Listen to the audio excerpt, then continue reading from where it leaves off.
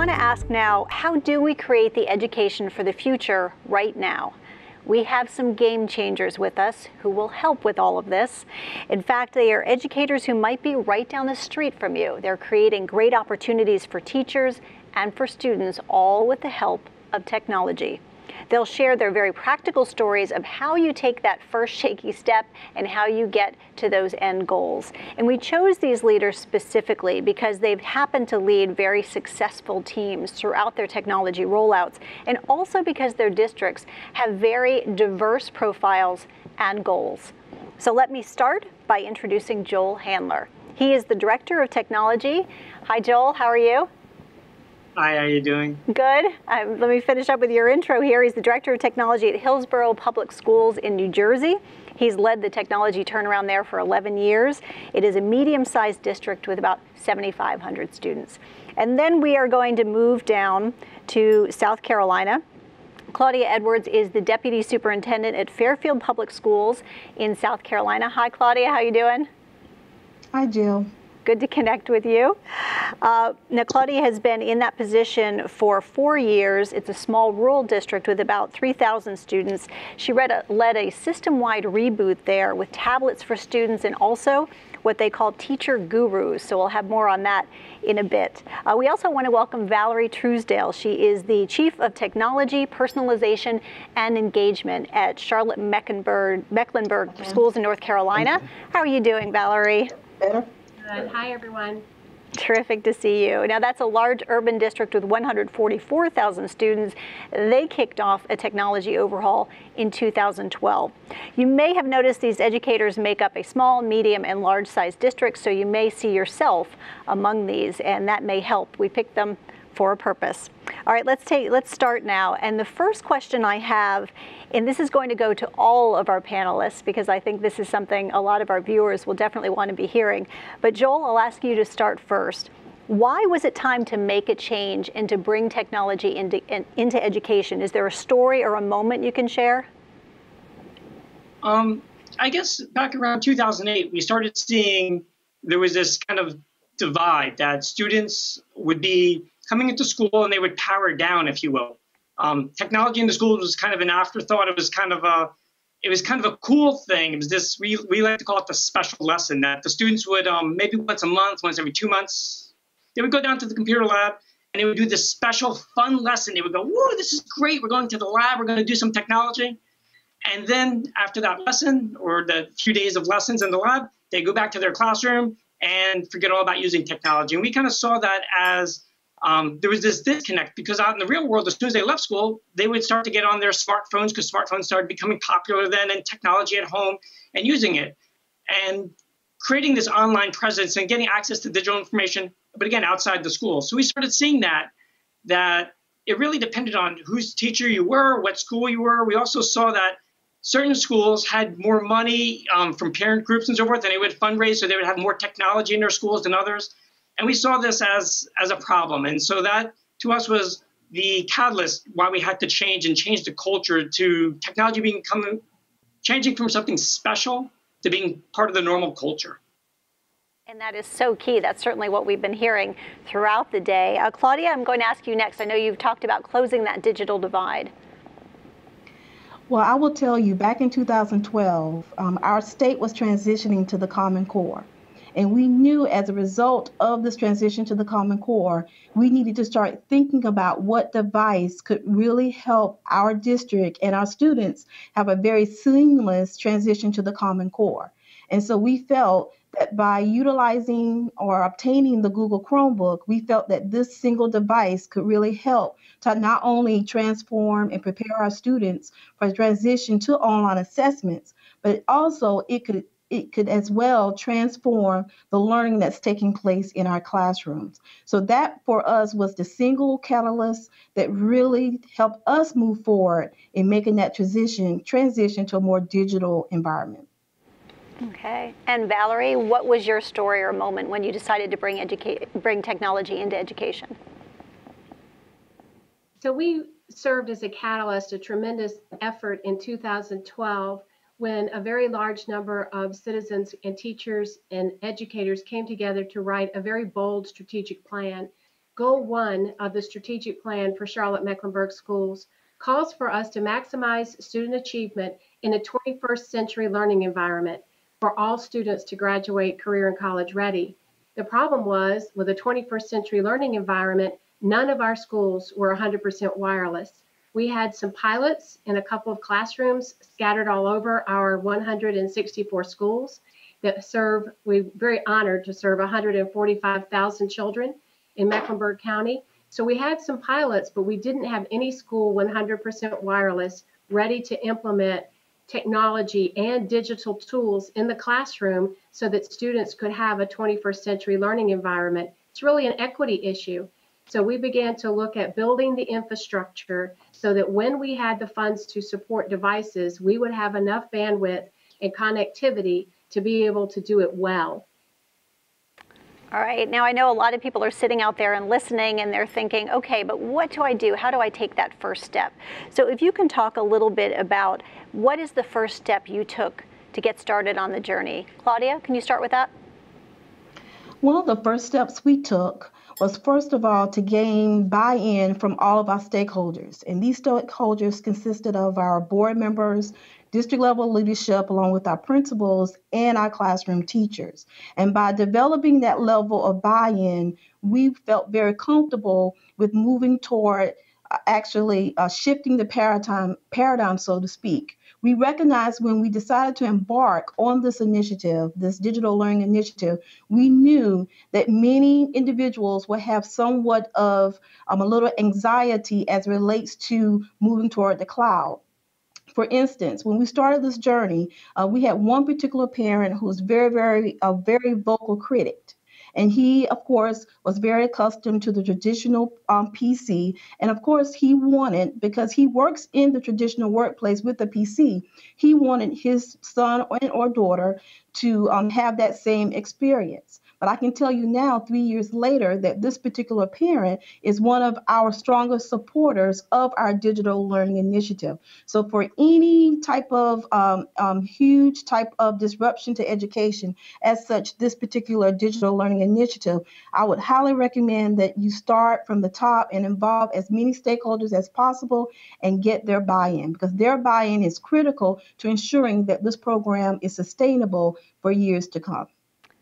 I think Michael Fullen was talking about that earlier. He called them the change leaders, and those are the people you really need to focus on. Valerie, I know you touched on your first steps a little bit in your last answer, but if you can take this one as well, and I know that you talked a lot about the infrastructure was really the first step you took as well.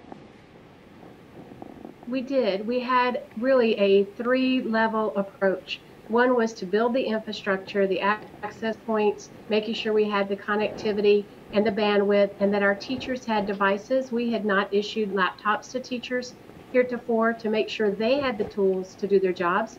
That was one parallel track. Working at the same time, we began to develop a group of teachers that would be interested, the early adopters, if you will. Michael Fullen talks about the change agents and identifying those folks. We did that with our personalized learning schools and began to teach our teachers how to cultivate blended learning environments for students and personalize their learning. And at the same time, just as we just heard from Claudia, build community support for the idea of our students being connected to the world, so that when we had the connectivity, which took 2 solid years to build out the infrastructure, that when we were ready to put devices in the hands of students, that we had the foundation to be very successful.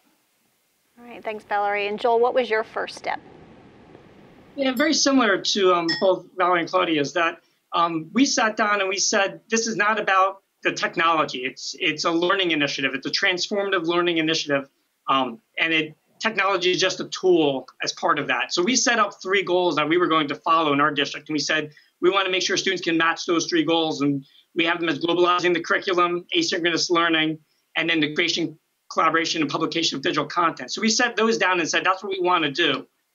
Then we kind of went to all of our stakeholders, and that was very important for us, that we got teachers involved, we got parents, we got principals, administrators, IT staff, we got everyone involved, so that no matter what decisions we made, we knew it was across the board.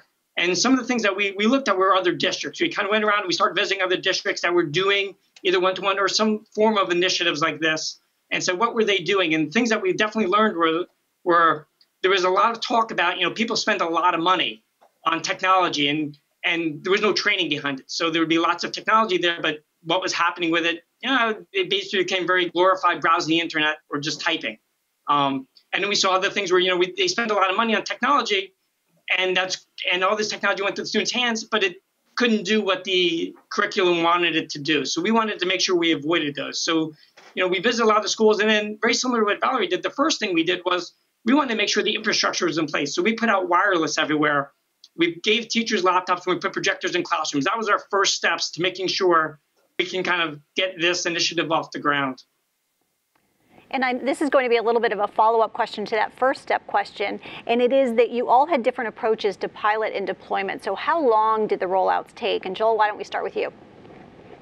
So we had on our larger initiative where we looked at in grades 5 through 12 doing one-to-one with Chromebooks for students. We started with a two-step approach. One was this idea of getting pilots and rolling out pilot programs over several years to see what works. We didn't really know at the time that was the direction we were going. And then our second step was finding the right mix of teachers and getting staff who were involved. So starting with step one, or phase one, I guess, and that was a 4-step process of, first we started with a very small pilot. We looked at 4 classrooms with just different types of tablets in them, and it was really around a very particular math application that met our curriculum needs. And we started with those with one-to-one and said, what were the outcomes we get from that? And we learned some very specific things. We got very clear results from that, especially with positive feedback from the students. We saw organizational skills. We saw some academic improvements. We said, okay, it's definitely worth pursuing. So then the next year we went and we scaled up. We said, let's go 10% across the board, students grades 5 through 12. And that 10% was a really exploratory year. We said, let's try all kinds of things. We looked at different devices, and we saw excitement levels in the students skyrocket. We saw increased organizational skills. We saw collaborative writing starting to happen. And these were the things that really said, hey, this is a working system. So then the following year, we said, now that we know this is working and this is the direction we want to go with our learning initiative, we said, can we actually scale this? So then next year we looked at, let's go to 20%. Can we sustain the program? Is it something that we can actually do? That's a lot of students. We're talking close to 1,000 students now. Is that something we can do in our district? So we went to, like I said, 20% of our students. And then once we knew that we could sustain the program, we figured out what we needed to do. We went to full 100% of our students in grades 5 through 12, moving forward with the one-to-one initiative. In terms of our staffing, what we did was we didn't pick the most tech-savvy staff. We looked for volunteers. We asked for who's interested in trying this piloting program out, as we scaled up over the years. And we looked specifically for teacher leaders, the good teachers that kind of other teachers look to and say, wow, they're really good. They're the kind of teacher I want to aspire to. And we specifically didn't choose the tech-savvy teachers because we knew that if Johnny, who is a tech-savvy teacher down the hall, let's say, was really good, everyone looked at him and said, of course, Johnny can do it. Johnny can do anything with technology. We wanted to make sure we had teachers who are the ones who kind of say, I don't know about this technology stuff, but they're really good teachers. And those are the ones we kind of helped, kind of pulled into the program early on. All right, I love that, teacher leaders. And Claudia, I know you focused on that as well in your pilot and deployment. Yes, back in 2012, when we elected to move forward, I literally asked our principals to identify some teachers who were willing to jump off that cliff with me. And then those 30 committed educators, those teachers, members of my own team, committed themselves to come to our district office and actually participate in 30 hours of professional development on a Saturday up front. So prior to us actually deploying the devices into the classrooms, teachers had an opportunity to have some intimate time with the device, with the Google Apps and to really figure out how they in turn wanted to integrate the tools into their classroom settings to help maximize student learning. And I think for us, that was the major game changer in the fact that we now have teachers who felt comfortable with the technology, can in turn look at their lesson plans and determine how they want to integrate these tools into the classrooms. And for example, we had our teachers, those teachers who were now termed Google Chromies, for those teachers who decided to jump off the cliff with me, had t-shirts. And those t-shirts basically stated, "Got Google." And so that level of excitement when the teachers actually wore their t-shirts caused other teachers to ask questions. Well, how can I get a t-shirt? What can I do to help become a part of this Gone Google initiative? And when that level of excitement occurred with the teachers in our classrooms, the teachers then became teachers of the technology and in turn helped supported the classroom teachers in the integration of the technology in their classrooms. And the one thing that I loved throughout this entire process, and it's still occurring today, is that now we have a level of commitment toward this initiative versus a level of compliance.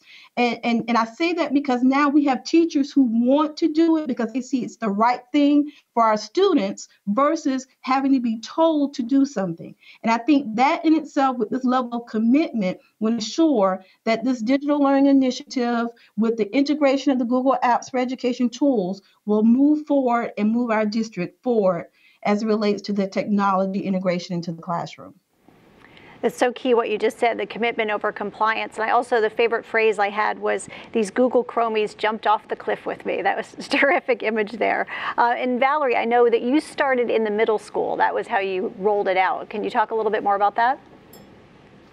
We can. So once we started to look for our early adopter schools, we assessed the readiness of our schools based on an application. Any of the 47 schools could apply in the middle grades. And we assessed them on 7 factors of readiness: leadership readiness, teacher readiness, student readiness, technology integration, etc. We had 7 different factors that we developed from the ISTE standards and assessed the application from each of those schools. Emerged as adopt schools that would go one-to-one with Chromebooks, and we began to deploy Chromebooks into those schools. 32,500 Chromebooks were deployed in the early fall of 2014, and we are now, all of our middle schools have Chromebooks accessible for students in grades 6, 7, and 8. Why did we begin in the middle?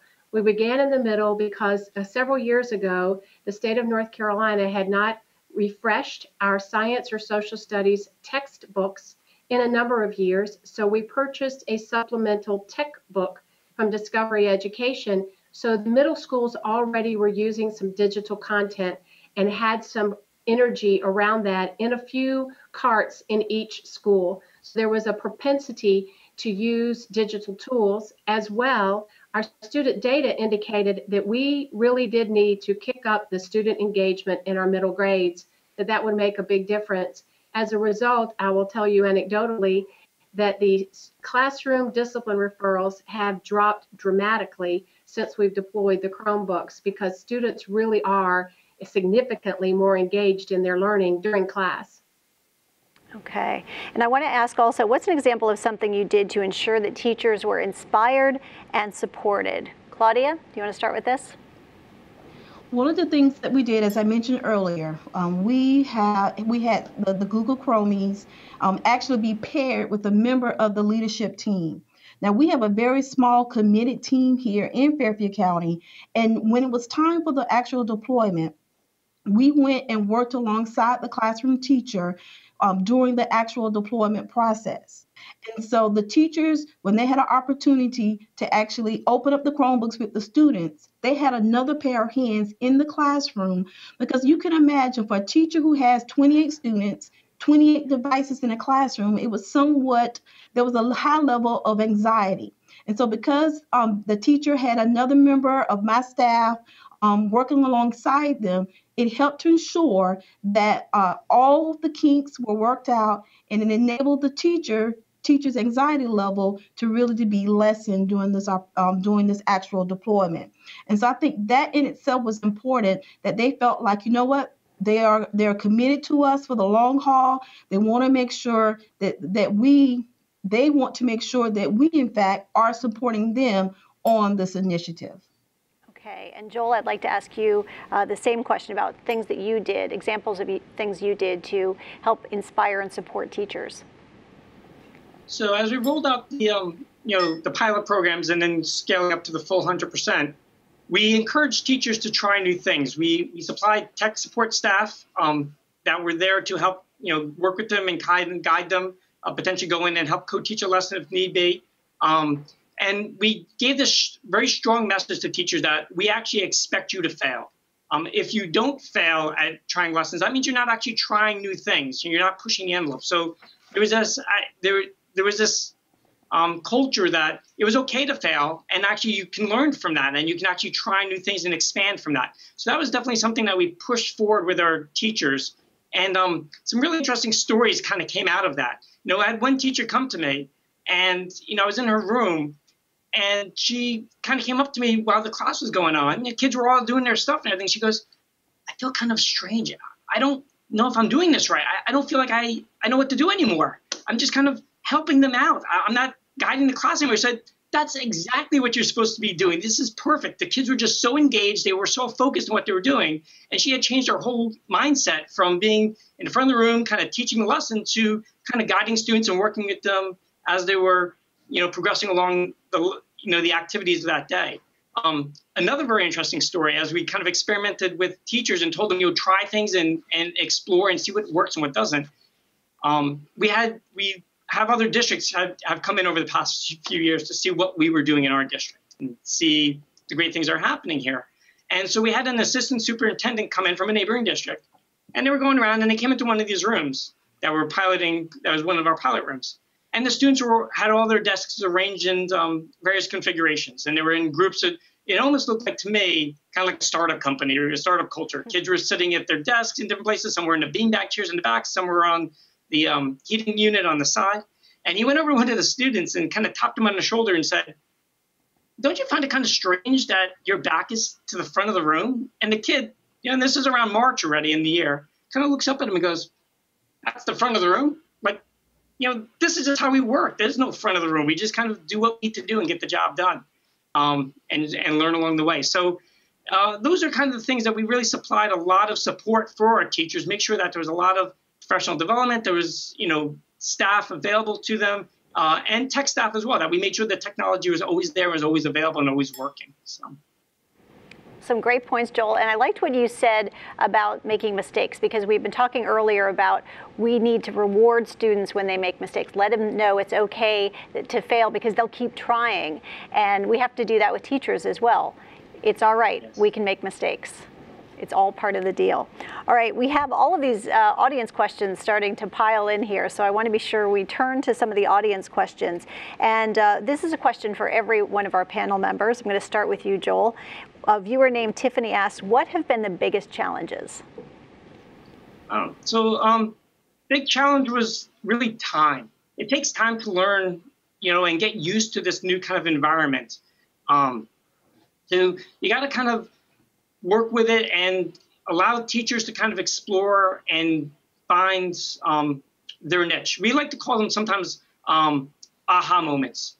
So after several months, all of a sudden something aha clicks, and you start to see a spin on it. We actually had a pilot teacher who was not really in favor of the whole idea of the learning initiative and the one-to-one. And he kind of came aboard because his team was coming aboard and they had to, and so forth. But he was playing along and doing it. And it was about a couple months into the year, and the students were working, and he started a lecture at the beginning of the class, and the students were going to break and work on some collaborative projects. And so those first 10 minutes or so, he's walking around the room, and the students are there working, and he notices two students have their cursor kind of moving around on the same document. So he kind of goes over to them at the end of the lecture part as they break, and he kind of says, I'll see you guys after class for detention. And they're like, what did we do wrong? And he's like, well, you guys were not paying attention to me. You guys were chatting and not really paying attention. They were like, no, we were collaborating. They showed them the document, and sure enough, the two of them were taking notes together. And these were kind of things that just came to the students naturally. And so it's kind of this giving time to explore and allowing teachers that ability to try new things. And they get these aha moments, and all of a sudden it clicks and things start to change. And it really, that really is kind of the big thing, is that you need the time, you need kind of the energy to keep going and kind of making sure, because after about 4 to 6 months, that's when it kind of flips. I love that story about the two students collaborating. That's great. All right, Valerie, what have been your biggest challenges? So as our teachers have become very engaged, particularly in our early adopter schools, and then moving into our next 2 rounds so that all of our middle school teachers are now engaged, we find that they are engaged in professional learning communities, and they're sharing ideas. So more and more technology is being used in the classroom at a faster pace, where they're actually, students are now using sometimes more than one student per class. We might have more than 30 devices in a classroom. So we're having to go back in this summer and assess our speed of our system to make sure the infrastructure, once it was first enabled in our classrooms early in the fall, now we're going to go back in this summer to make sure that our infrastructure is keeping up with the usage. As more teachers become excited about this and students are engaged, we're finding a lot more enthusiasm than we had planned for right up front. So when you start to scale something, you have to be ready for it to take off. All right, and Claudia, what about you? What are the biggest challenges down there in Fairfield? Well, as I mentioned earlier, those teachers who decided to jump off the cliff with me are now considered they went from a Google Chromie to many of them now have exceeded our expectations and now are considered Google gurus. And so, of course, because of that, we now have teachers who are at a higher level or at the advanced level. We have some at the intermediate level, and we have some that are at the beginning level. So one of the biggest challenges is to basically try to maintain or to meet the demand of the varied needs that our teachers have as it relates to the integration of the technology, being able to integrate the Chromebooks into the curriculum effectively, and just simply meeting that demand. Because as a small district, while we have a great deal, a lot of resources, it still becomes somewhat challenging with the ever-changing demands of technology, is to make sure that our teachers remain very sharp and make sure that whatever they're doing in the classroom always is very, very student-centered and very authentic. So that's definitely one of the challenges, is just making sure that our teachers are prepared as it relates to integrating the technology into their classrooms based upon their needs. And certainly important points to make. Our next question is for both Joel and Valerie from 2 viewers, Jillian and Gary. Jillian and Gary commented that countries and schools have varying commitments to education in terms of budget. How can schools afford to provide a 21st century learning experience on a very tight budget? I guess I'll go first. Start with that one. We found that you have to look at all aspects of the budget. You can look at instructional materials, the textbook dollars. You look at professional development dollars.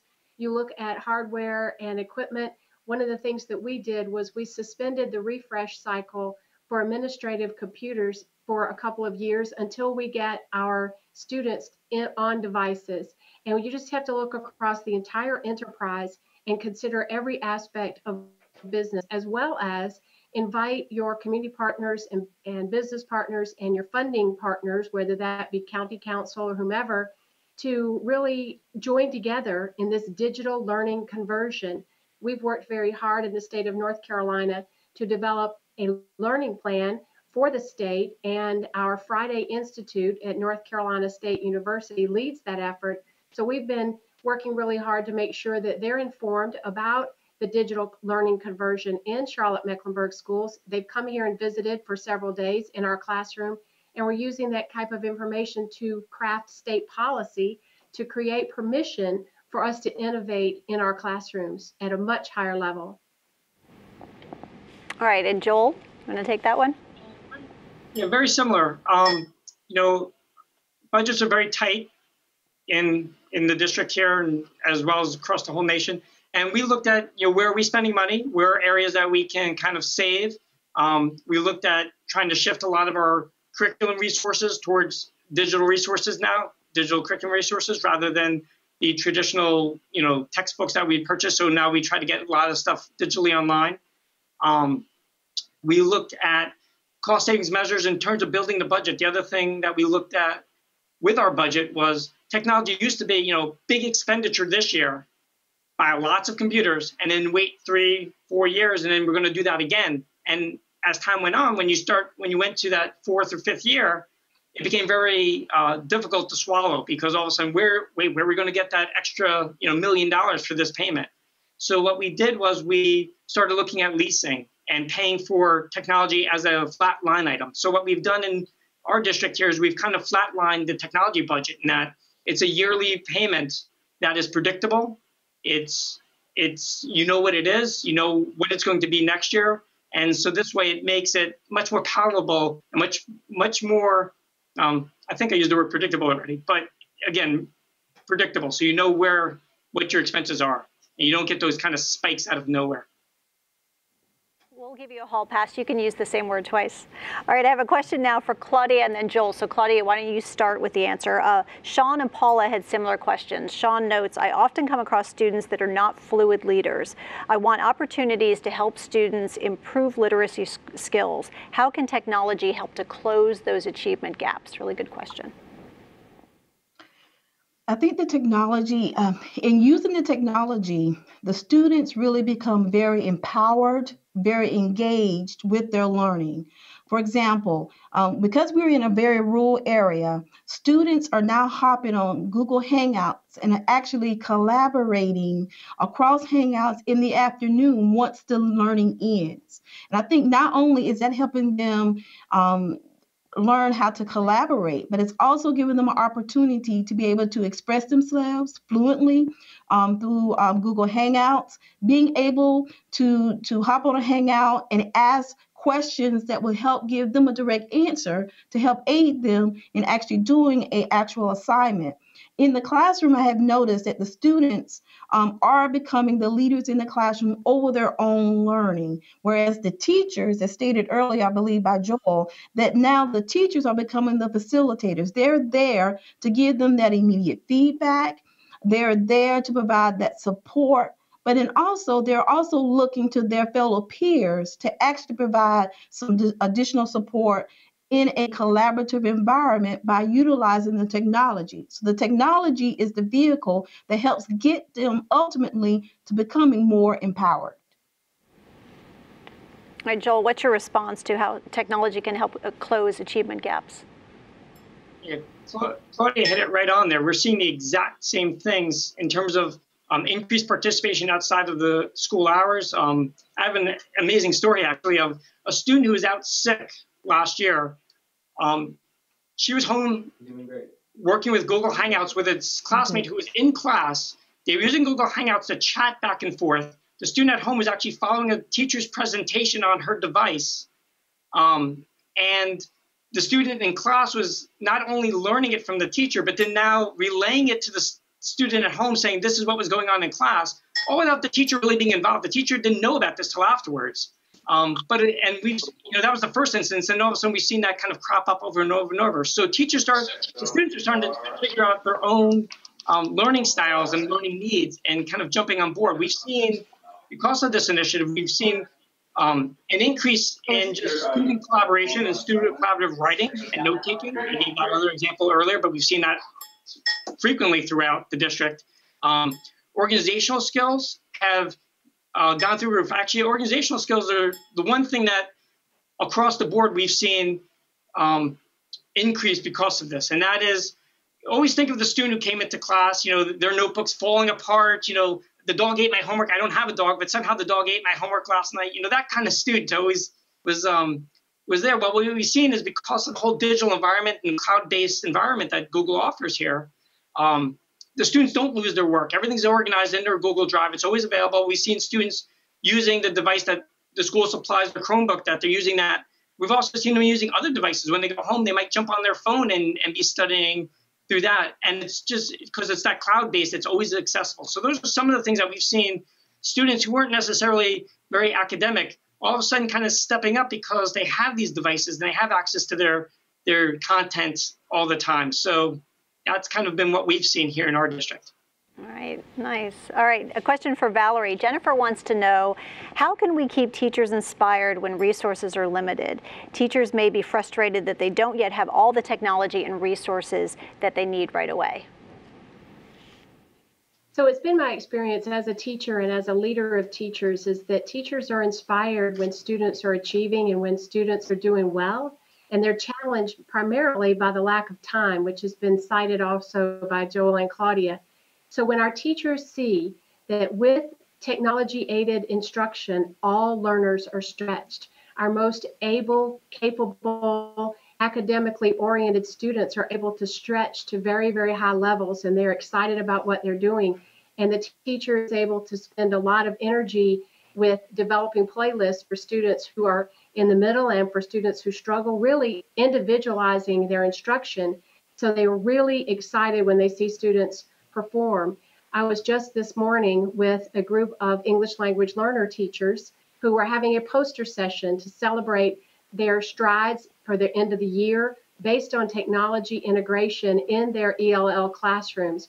And what they were able to show us with short videos and little apps that they've used in the classroom for students to make books, to share what they're doing, tell about their home country, to use their words and their language as newcomers to really scale the English language and use their technology and all of their senses to learn at the same time.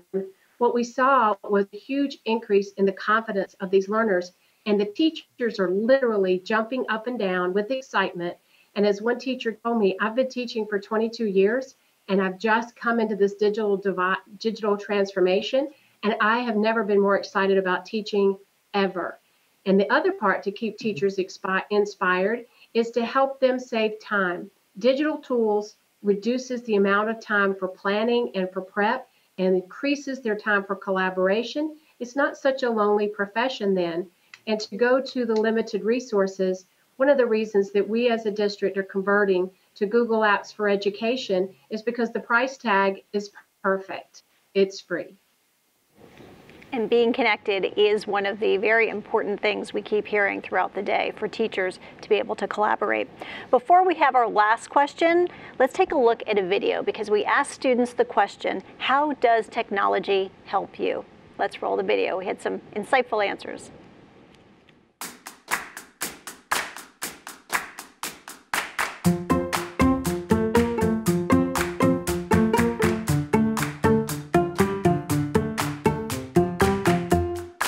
Technology and the internet help us learn by doing fun games and going on websites if we don't know the answer to something and the teacher lets us look it up. YouTube videos on physics and technology are a great way for me to widen my knowledge in an enjoyable way. With a wealth of resources from podcasts to blogs to videos available online, the internet is an extremely powerful tool. It's always right there when you need it. Books at the library sometimes aren't even there because people take forever to return them. My learning's never limited to the walls of a classroom. I feel that I'm able to work and improvise on the go, whether that is sat on the field at lunch or walking home from school. Technology helps me because I can learn different things that my high school may not offer me, like Korean, which I'm learning on my own thanks to my computer because I find classes and online notes that help me understand the language better. It's kind of like having the world's information all at your fingertips. It's like just type in anything and bam, you get like over a million different sites. Didn't they have some good responses? All right, for our last question, what has been the impact for students? Claudia, do you want to start with this one? Student ownership has been the biggest impact, I will tell you. The students are excited. No longer are they dreading turning in assignments when they know that if they share it with their classroom teacher via Google Doc or Google Slide, they know that they're going to get immediate feedback. I will tell you that we saw tremendous gains on our standardized assessments as a result of the integration of the technology. And while I will say that the technology wasn't the single or silver bullet, But I will tell you, a combination between the teachers' enthusiasm, along with the Google Apps for Education, along with the student engagement, has all played a part in impacting the overall educational experience of the child or for the student. And so we have been very pleased with where we are headed, and we are really excited about the possibilities to come as it relates to how this technology is going to continue to impact the student achievement in our classrooms. And Valerie? So we have three major goals of our digital learning conversion. One is to increase student engagement in the classroom. And as I mentioned, we're seeing the metrics on student behavior. That's our proxy for student engagement, because that's what we have at the moment we can look at. And our student discipline inside the classroom has come down dramatically in our middle grades. The second major goal that we have is to extend learning beyond the school day. And we have usage reports from different tools that we use, such as Dreambox and Reading A to Z and Compass Learning, that indicate that students who use these tools on a regular basis, their National Norm Reference Test scores, we use MAP by NWEA, that their fall to winter scores have shown dramatic increase in those students' ability in reading and math. And so it's a very promising practice, although it's young in the school year. We don't have our state test yet that we're getting in the next couple of days. But the third major goal we have is on that student achievement. So we'll be watching to see how it happens. But the most important thing that we're seeing right now is that students are verbalizing what a difference it's making to them. A sixth grader told me recently when I said to him, so what's different now that you have a Chromebook to use at school? And he said to me, I get to be curious anytime I want. I love that response. All right, Joel, what about you? What has been the impact for students? I love that comment right there, that they get to be curious anytime they want. But that's just right on the money, because that's exactly what we're seeing, as well as that, excitement levels in the students have just increased dramatically in school. They're much more engaged. They're more focused. It's exciting to see as we walk through our halls and we talk with students and we see what's going on. You see them engaged, and not only that, you don't see them with the devices all the time. You go into classrooms and you see there's three students sitting there, and one may have their Chromebook open, two may have their Chromebook open, but all three are working together. And it's really interesting to see how they kind of use it as they need to, and they don't think anything of it anymore, which is quite exciting to see. It's part of our normal culture now that technology is just infused, just like it is in the workplace. You walk down the hall in most workplaces, people will be using laptops to go into a meeting. They may close them, they may open them, they take out their phone and make a note. And that just seems to be the commonality here in Hillsborough, that it's just part of the normal learning environment. So that's really kind of what we're seeing. And our big focus is now moving forward is we want to really kind of stretch our technology goals, especially with the idea of globalizing the curriculum. And we're starting to bring in, other resources. It's great to see. We just had a very exciting project with another district where students in an algebra, I believe it was algebra, or it might have been geometry. They were working on geometry projects with the students from another district through Hangouts. And this was just something, math very traditionally has been, it's not a very tech-engaged curriculum. Yet here, we had students using the technology as part of their class to kind of collaborate remotely with other students to solve problems. So